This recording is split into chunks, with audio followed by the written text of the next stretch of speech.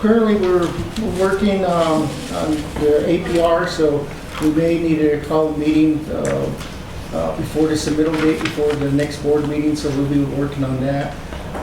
So that's kind of the only announcements we have. Also, last announcement, it's snowing out here, so we need to prepare and give notice to our tenants out there preparing for the winter seasons in winter. That's it.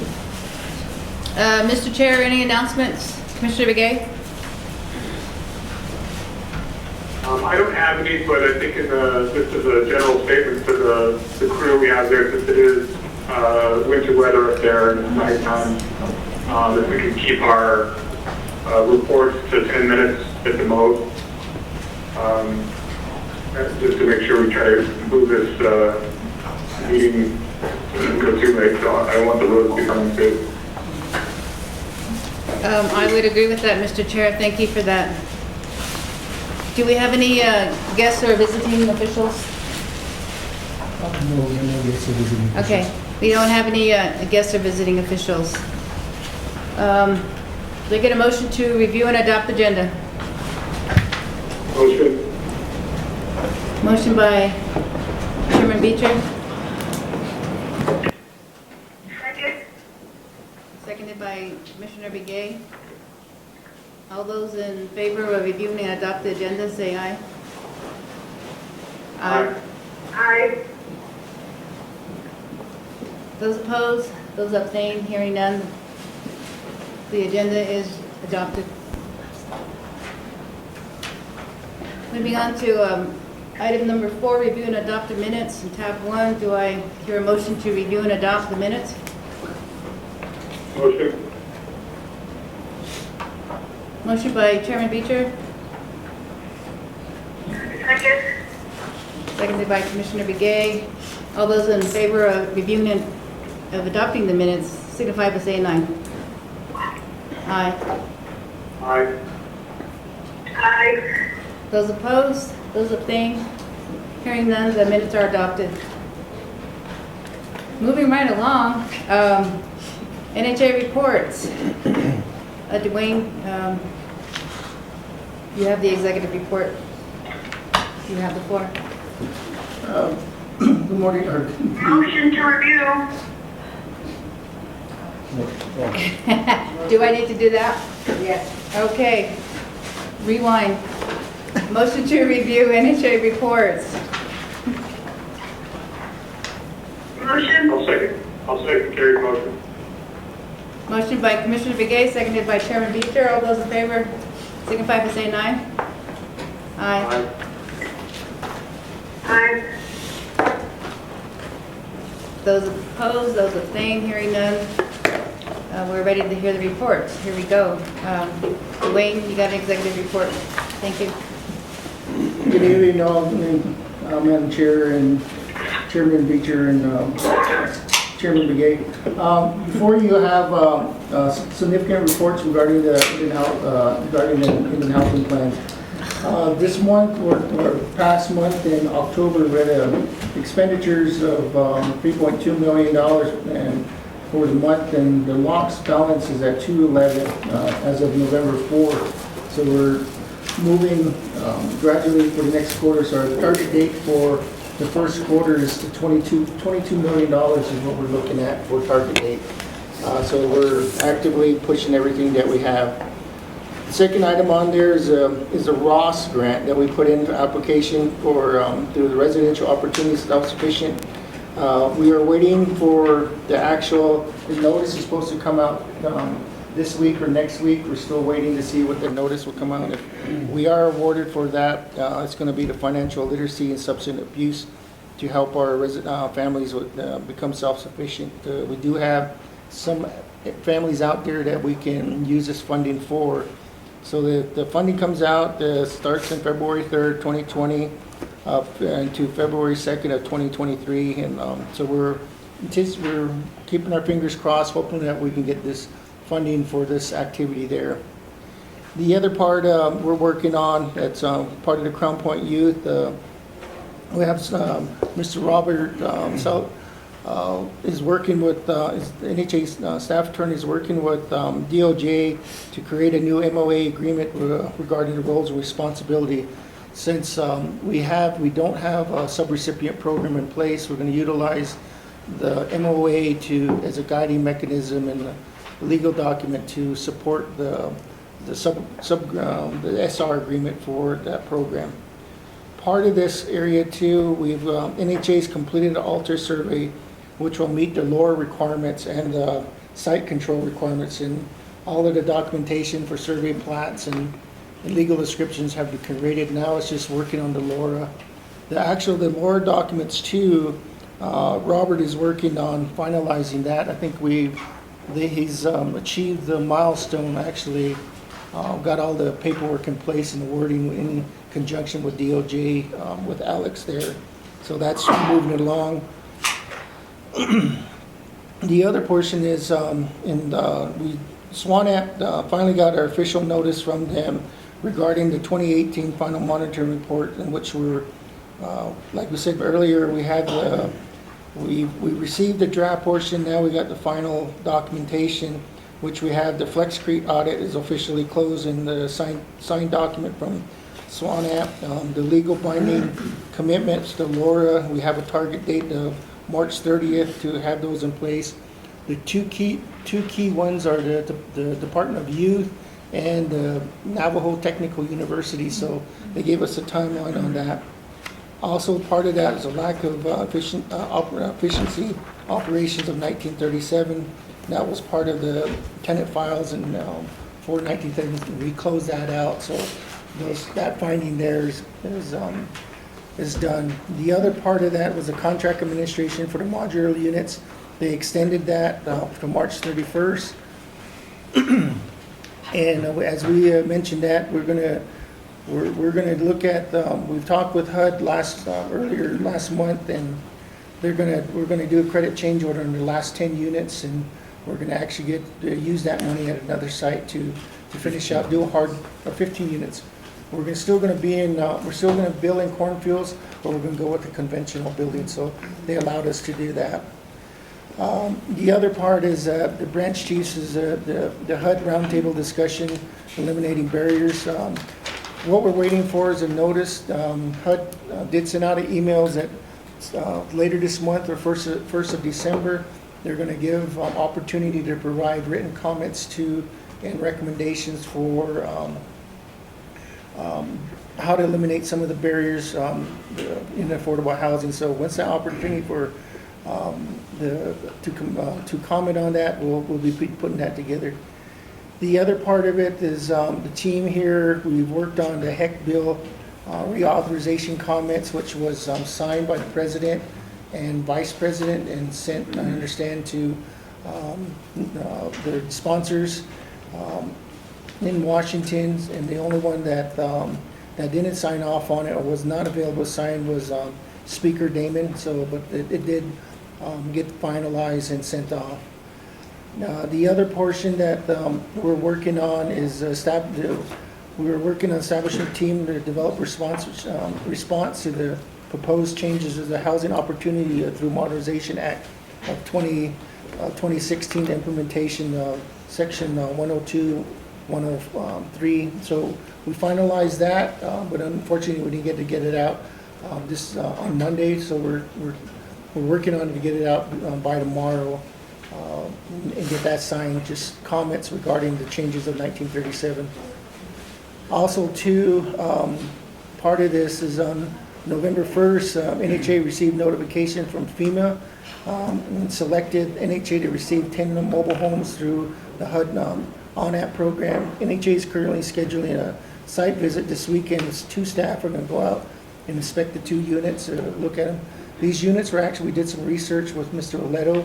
These units were built in 2018, so they're prior to some of the issues that they have. So they look like better units than the past units. So, but we are going to inspect them and look and then coordinate with the transport. And these units are going to be used for veterans or vast clientele. So we're actively going through it. So it's good.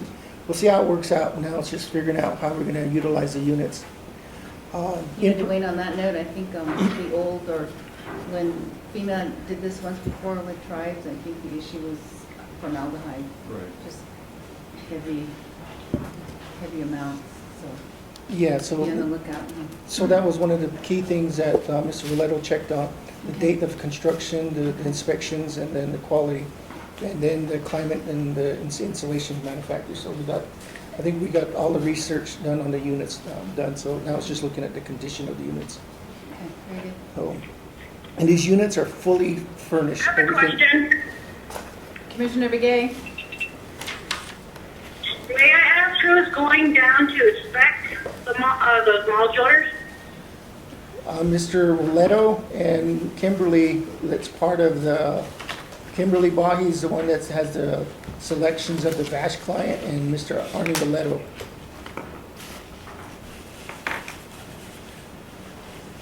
Further questions, Commissioner Begay? None? Okay. Thank you.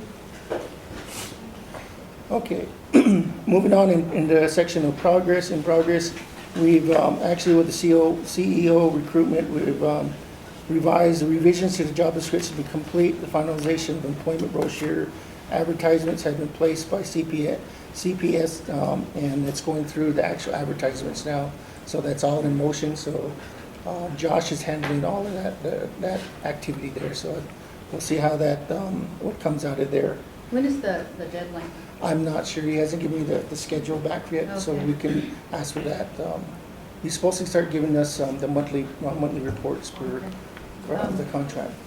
Is the ad or the job description or even the brochure on the website, NHA website? We were trying to, but it will be on here. It will be? Yeah. Okay. Okay, thank you. Part of the policy revisions, we finalized the procurement policy through Luis Across Brady. That is actually, we were gonna make it here, but we got Luis to get the final comments late Friday, and so we're all ready to go. The equity reserve policy is gonna be ready to go for the December's with some revisions and some recommendations that was taken. Travel policy is being finalized with staff with two of the programs so that's in motion. The whistleblower still sitting in review with Coles and Brady with some recommendations. So those are 4 policies that are in motion. Moving on to the creation of partnerships. This is where one of the biggest areas where we've been given a recommendation and guidance to look at areas. One of the big ones that we're looking at is the Navajo Nation Credit Services, the home lending services. The researching the vital information for support the development of this is what we're doing. How are we going to develop an MOA with them in terms of housing lending services for high income or paid off housing clients? Because they have a new construction, a renovation program where people, it's packaging the paperwork is what we're looking at. And the roles and responsibilities for both their office and our office. And then the other portion of this is reviewing of NHA's current home ownership policy, because we're going to have to revamp that policy to reflect this MOA. How are we going to carry those 2 programs out with Navajo Nation Credit Services? So that's one of the partnerships that was initiated. This was kicked off from the Navajo Housing Summit when they did the presentation. So it took several months. Now we're actually at this stage now, so we start looking at developing an MOA with them. The other one big accomplishments that we're looking at is creation of partnership. Navajo Area Indian Health Service, that commission line of communication has opened up. We're actually now starting to really establish that baseline of information that's going to be shared of what projects they're doing versus what the NHA is doing. They're having a little bit of struggles too with drought conditions with wells. So we're asking for some of those information so we can plot that and look at some of these areas of heavily damaged drought wells and shortage of water. So that one is one of the key ones with Indian Health Service is that if we can create this partnership with them, this will spur another partnerships because they have established MOA with NGUA. So this will kind of establish a global infrastructure program that can help enhance housing development. The other part that we're looking at creation is Department of Energy. Me and Mr. Ray Nopa, attended infrastructure training from NIAC on November 5th and 6th down in Phoenix. We had the opportunity to sit down with Mr. Sam down from the Phoenix office, Carl Sam. And he's overseeing the Alaska tribes up there. And we're explaining our stand on some of the utility high costs and some of the challenges we have. And so he gave us some names and some areas that we can tap into to do microgridding that will help support 40 homes, and looking at areas that opportunities. And so he's given us a list of locations, criteria that we need to follow, and he's offered us technical assistance if we need to start writing stuff up. So that was great to hear, because he gave us that opportunity that there's other tribes utilizing that because of high utility costs for development for infrastructure. Is it just solar, or is there a wind component? There's mostly solar. Solar. Yeah, because they said the wind component hasn't took off. But he said the big key thing with the Department of Energy is you need to get your tribal leadership to buy in on that, to have that support, because they're going to be the one advocating on your behalf to the Department of Energy. And so, and a lot of times too, you can, if you microgrid it out there, you can utilize some of that utility power to off some of the community within the radius of that microgrid. So that's something that we're excited looking at that. Also to the next step with the Navajo Nation CDFI program, we're looking at the other opportunities with that. As we mentioned, we had Max Zuni out of Sleda, so trying to work with him, but his schedule is real tight, so we're trying to see if we can get down to the next layer within their program, seeing how they have their funding. Because the Navajo Nation has theirs, so we want to get the best practices. What approach can we utilize this in? So those are some of the areas that we're looking at. The one thing, the opportunity is that NHA could request for housing and business development through the CDFI, and we putting up some of our investments to that program. So it'll be all tribal money versus federal money. So there'll be really no restrictions to hold us back. The other part of is that as we on November, what we did was November 8th, we accepted that the acknowledgement and award for construction of Indian country for the outstanding community enrichment. And it was good. Actually got the people from the tribes, actually NHA was being recognized for all the avenues of construction. It was nice to see Leon there. Leon's in his late 80s, I believe now. Yeah. So he explained that he started working on the Navajo in 1972. He gave me a history of all the changes that happened in the nation, and so it was good having those individuals part of this recognition. So we had some good comments from some of the individuals there. Also too that on October 30th, I presented NHA's fourth quarter report to RDC regarding NHA's housing activities and funding expenditures and accomplishments. Part of that meeting too, we provided a written report on the KPMG quarterly CAP accomplishments. Both reports were accepted by the committee.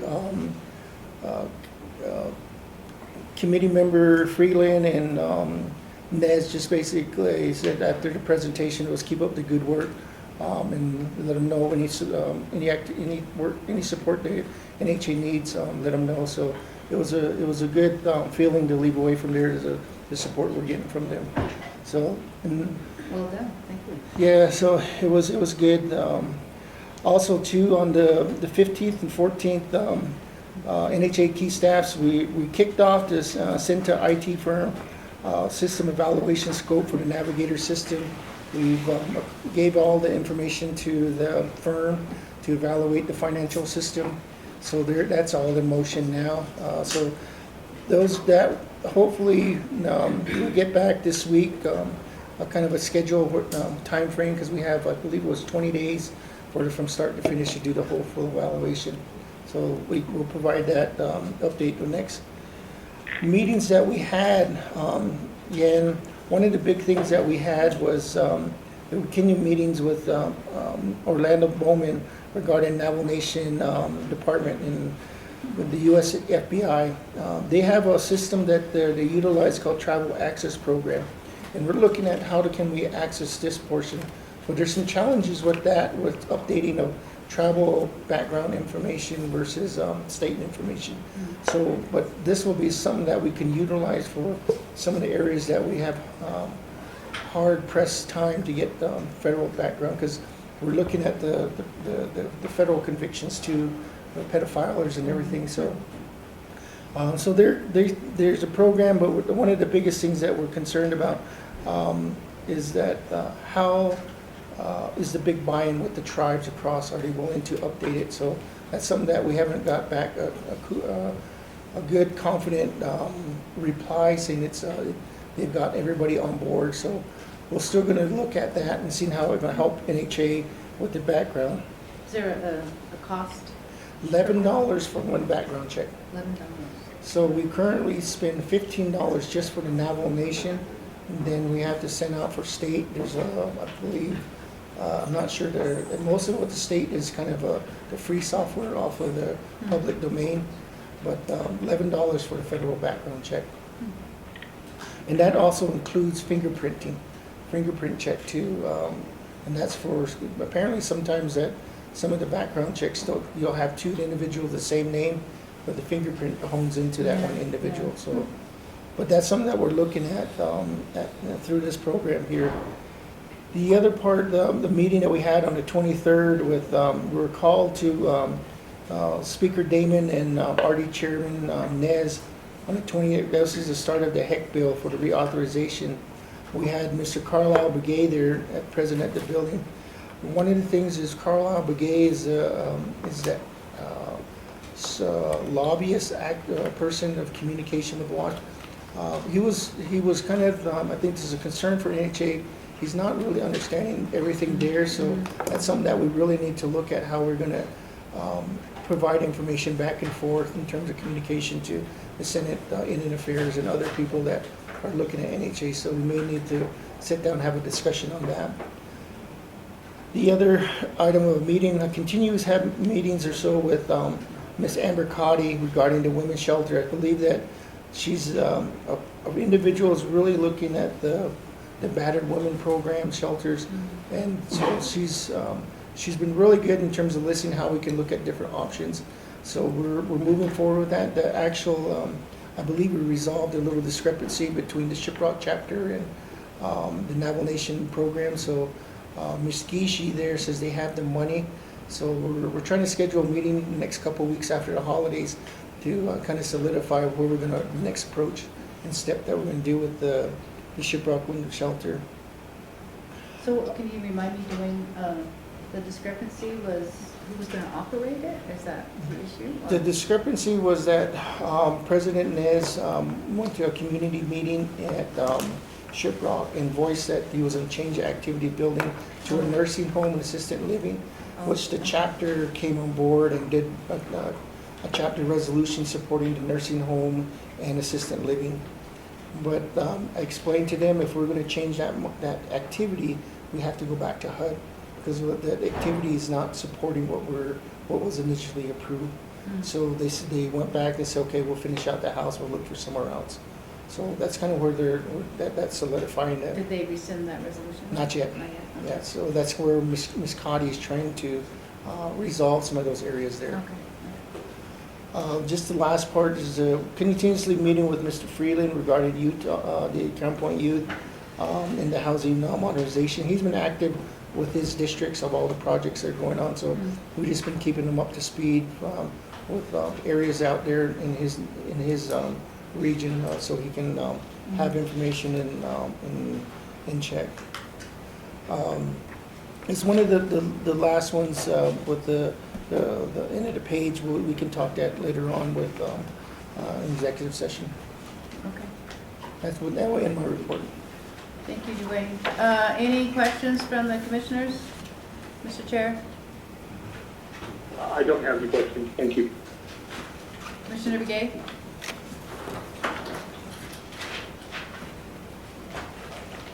Not right now, I don't. Thank you. Commissioner Lee, are you on the call? No, not yet. Okay. I don't have any questions, so thank you, Dwayne. Next, we have. I have one. I have, Okay, Commissioner Begay. I'm sorry, thank you so much for your report, but through everything, I don't see anything or know anything about projects on here. Do we have things lined up to get things started according to the plan? Because I don't see anything in your report pertaining any of that information. Thank you. Dwayne? Madam Chair, Commissioner Brigade, the project reporting wall is all reported within Mr. Franklin's operational, and has the project activities there.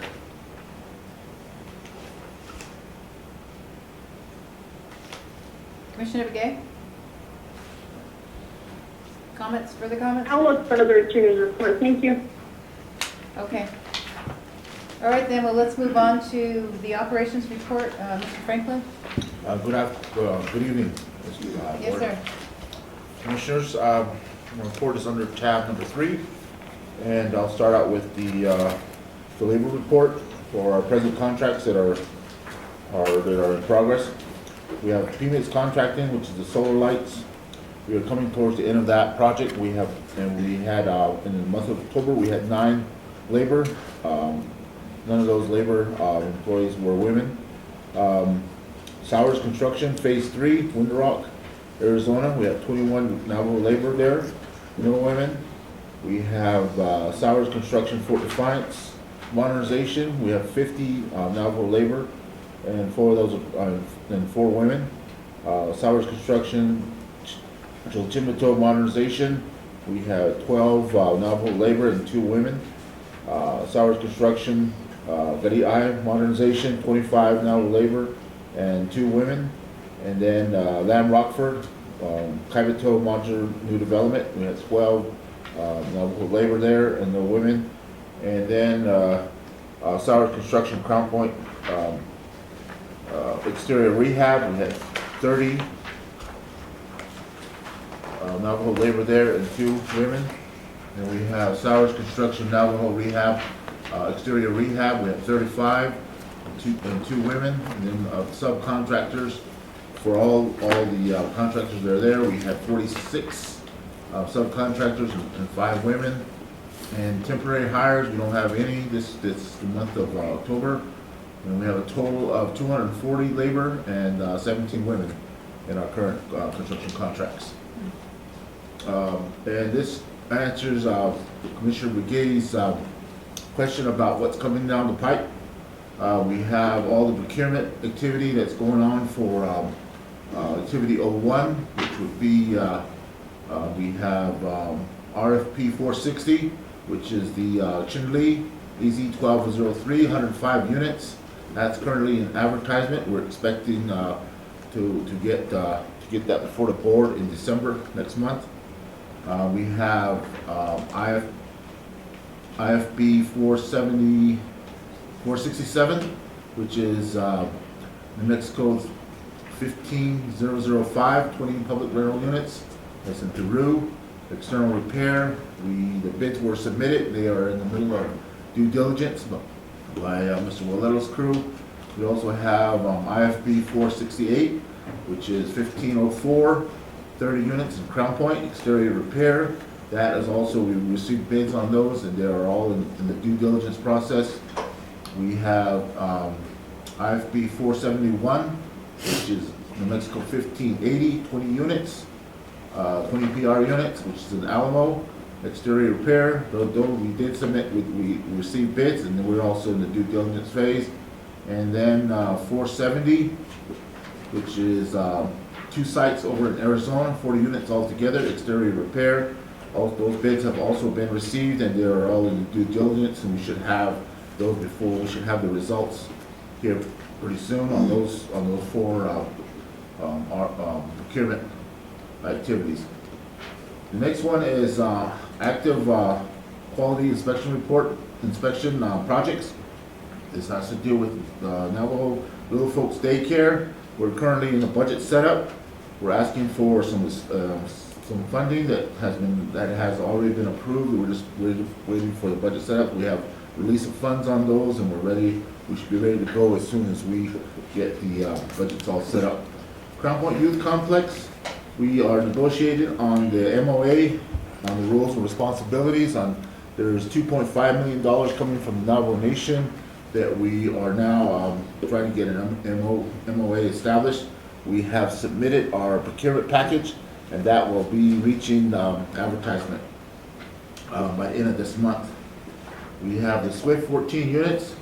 I didn't receive an update at the time of this report, so the only thing I had was a blurb from the quality inspection people, and they said they are at 12%. The Kalani Lake 36 single family, we have gotten the bid package was submitted. We are going to be receiving bids next week, and that's for demolition of the domes and to enter into design build. The biggest problem out there is that we're gonna have to install a sewer lift station to supply those units. The existing sewer lagoon within that area is higher than the site, and since NTUA will not do the operation maintenance of sewer lift stations, we're going to have to take care of that with our own personnel. We also have the Whippoorwill Elderly Group Home. We are still waiting on a master lease on that. That went through the whole process. We did our part. It's sitting over at the president's office for signature. We also have the Bird Springs Elderly Group Home. That's in the same situation. We went through the whole process. We did the environmentals, the historic preservation reports. We did all the plats, and we put the lease together. We ran it through the Navajo Nation SAS process. We went before oversight committee. Now they're sitting at the president's office for final signature. The Navajo Technical University Student Home, we have that. There's a pending loan agreement. There's also some environmental concerns because the site that was selected for that project is sitting in a floodplain, and we are waiting for the floodplain mitigation so we can add that to the scope of work. And we're also waiting on the MOA for the rules and responsibilities of how that project. NHA is just a funding source. We are not running that currently. We're not running that project as far as doing contract administration. So the MOA should spell out our rules and responsibilities on that project. I have a question. Yes. Who is running the project then? They have a project manager there at the university. Okay. Yeah. And then what do you anticipate the flood mitigation is going to look like?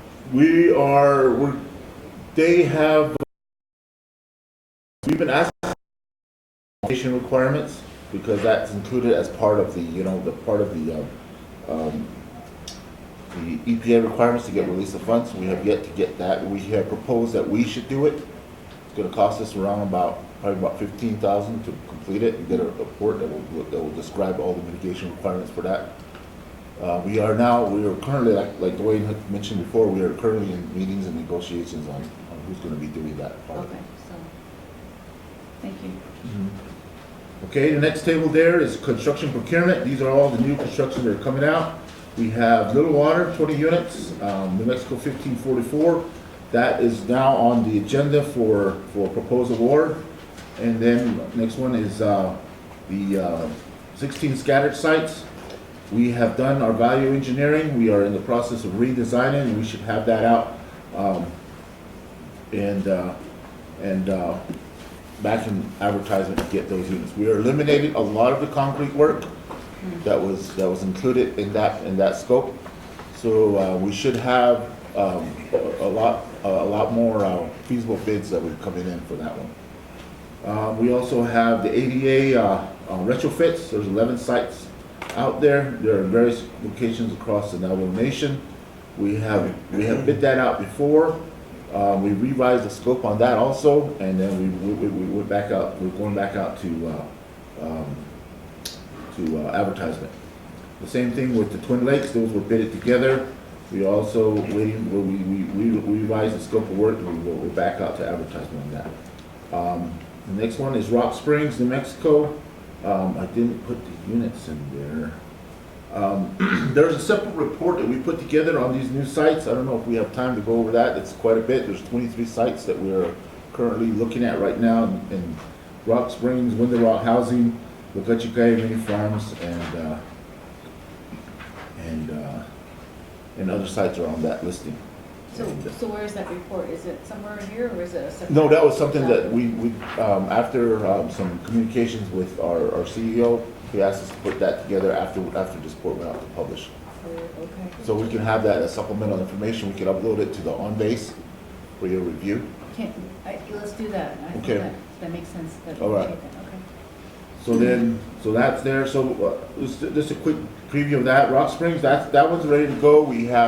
We've withdrew land for there's a new sewer lagoon system that's required. Also a new sewer main that's going to also be required. We did all the right-of-ways, and we did the plats, and we did all, and that's all ready to go. All we got to do now is get into the design phase. The budgets are being set up, and we have release of funds, and that's going to be ready to go. We're just in final negotiations on a set price for design services. The same thing with Window Rock, Arizona, employee housing. We are negotiating proposals on the design. This is the design build firm, and we are in the process of reaching a final price on the design cost. That cost, that proposal or the scope of work includes a hydrology analysis that's required by NTUA to examine the whole region to see what kind of, they've taken several pumps off the line, and we've been talking about that. So we're going to be doing a hydrology analysis and coming up with recommendations on how we're going to feed those units up there. There's a proposed 60 units there will be put in there. Lugachikai, that one, we've done the right of way to extend a new water line into the site. There are some, this site is adjacent to existing public rentals down there, but that's being fed by electric well that's located in Lugachikai. But the pumping, the amount of pumping, the water that's pumped daily is not enough to add new units. So we decided to bring in a new water line system that's coming from the Saley region, and we're bringing that in, and that's about half a mile. 3,000, no, it's over half a mile. Yeah, it's 3,000 feet of sewer main that we're bringing into the site so that we can make that feasible and put the units there. Mini farms, that has to do with our infrastructure project. That's to repair some existing streets that are out there.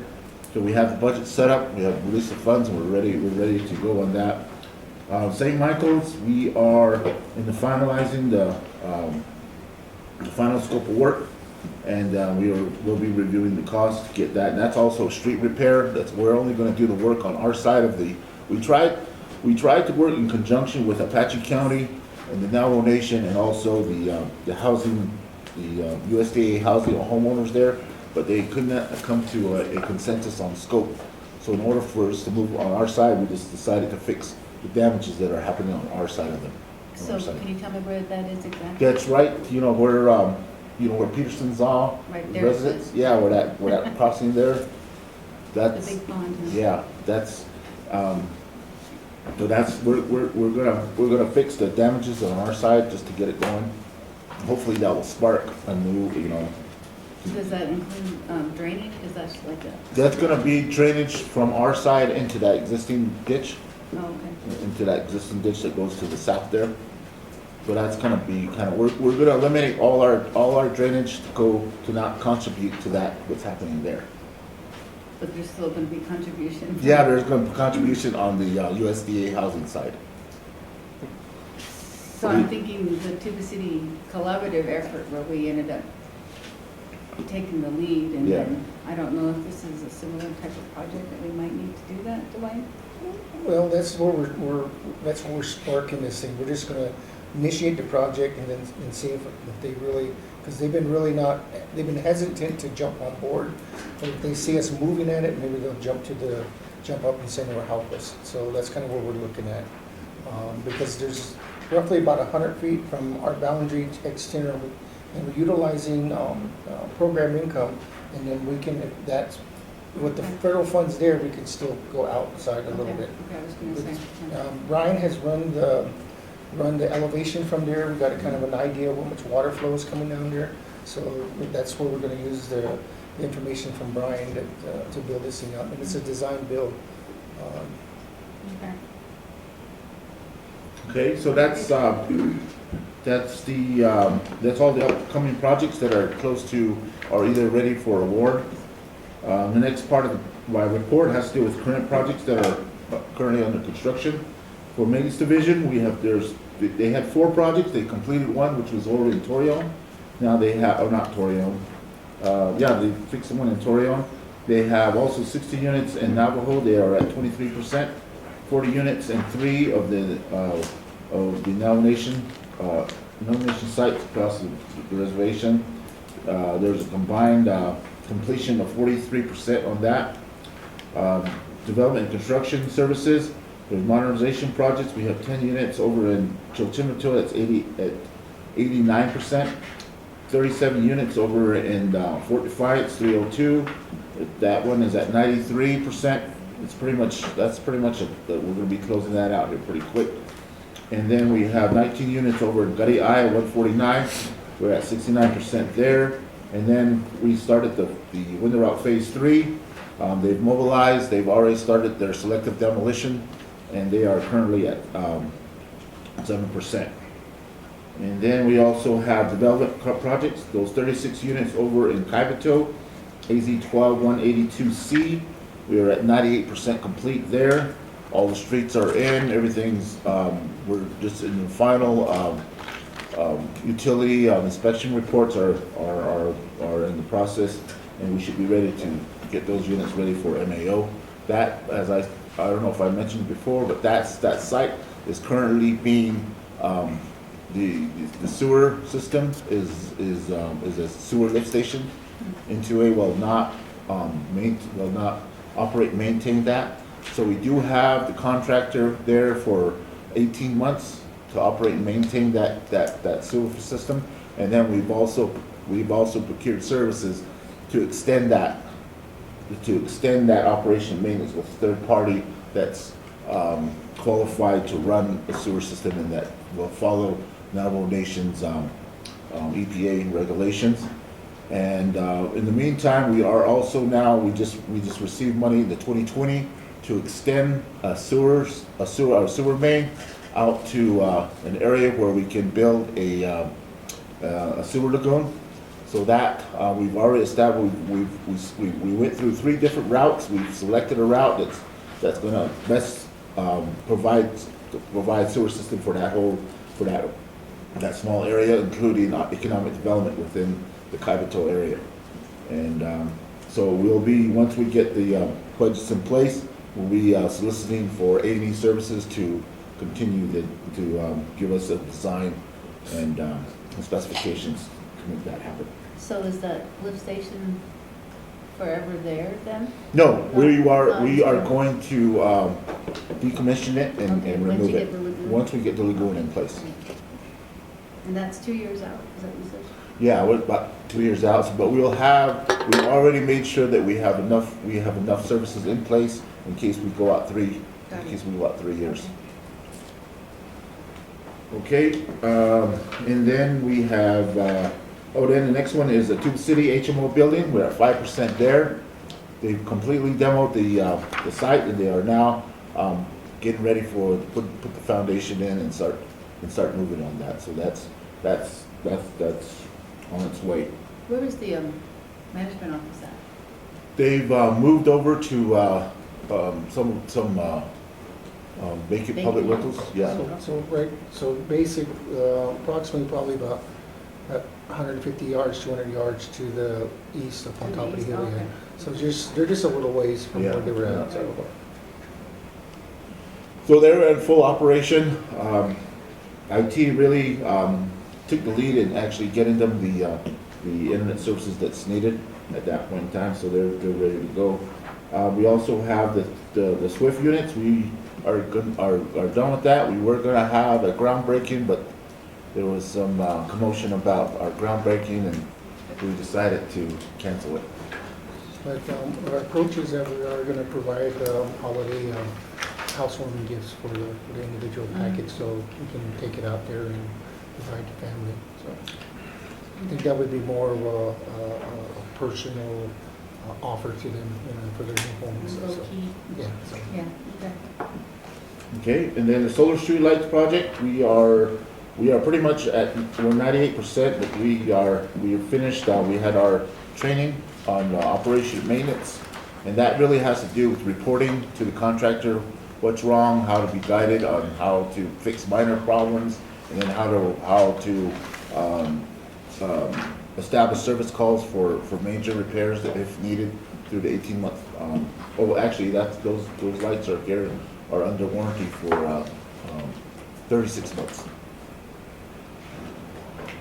And then the next table I have there is the collection that's been collected for the month of October. Of all the projects there, we have I have a Torio. question. Yes, Commissioner Begay? I'm sorry, first one, before you go on, you were talking about solar lights. Were you guys able to respond back to the superintendent of Ganado Unified School District? No, we haven't, Madam Commissioner Brigay, we haven't. We haven't had with everything that's been going on, we haven't had an opportunity to meet with them, but we did. We required the specs of what we've used already, but we haven't made contact with them yet. If the contact person there, I think we probably we just need to get his name again, because it kind of fell through the cracks. So if you still have that letter and everything, we can work with them. But I did make contact with the Arizona Department of Transportation, just for the right-of-way locations that they have there and the specification requirements for installing any type of lighting system in their corridor.